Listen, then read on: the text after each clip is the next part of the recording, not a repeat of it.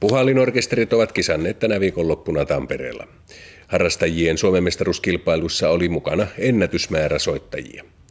Puhallinorkesterit soittavat nykyään kaikenlaista musiikkia ja nuoretkin ovat innostuneet.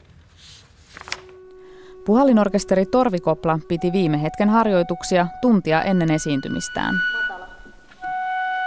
Tamperelaisten opiskelijoiden orkesterissa soittajia on 30. Tämä on tämmöinen tosi mukava yhteisö, että on kiva tavata kavereita ja soittaa yhdessä.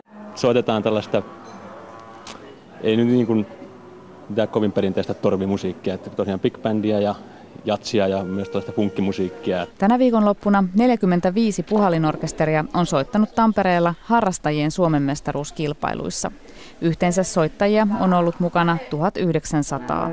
Tapahtuman suosio yllätti järjestäjätkin. Ei me osattu kuvitellakaan, että tänne tulisi näin paljon osallistujia. Myös nuoret ovat viime vuosina kiinnostuneet puhallinorkestereista.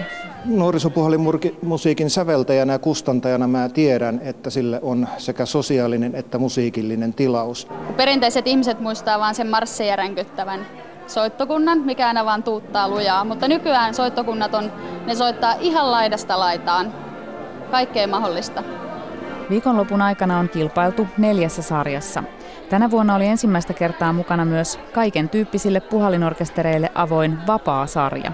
Se on siis todella vapaa sarja, että esittelkö jokainen parhaita puoliaan. Tämähän on ainutlaatuinen mahdollisuus orkestereiden kuulla toisiaan, saada toivoakseni ammattitaitoista palautetta. Oliko sulla meidän nuotit?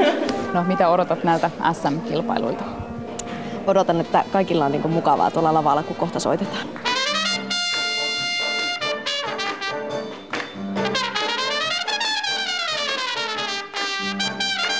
Mukavan meiningin lisäksi orkesteri sai myös 300 € lahjakortin ja nuottipalkinnon.